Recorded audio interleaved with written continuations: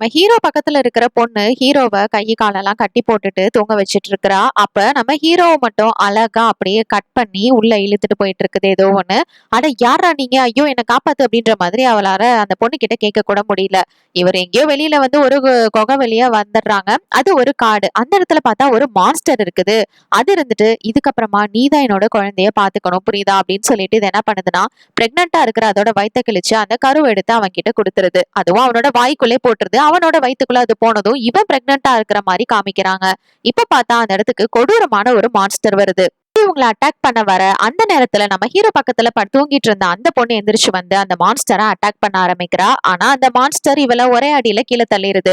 இதனால அவன் என்ன பண்றானா, அங்க வந்து மரத்துல ஒரு கயிறை கட்டி அவளும் எஸ்கேப் ஆகி இந்த மான்ஸ்டரையும் கீழே விழ வச்சிடறா. சரி இதான் சான்ஸ், நம்ம வந்த வழியாவே இங்க இருந்து எஸ்கேப் ஆயிடலாம் அப்படின்னு சொல்லிட்டு அந்த ஓட்டைக்குள்ள இவங்க ரெண்டு பேரும் போயிடுறாங்க. அந்த மான்ஸ்டரும் பின்னாடியே போகுது.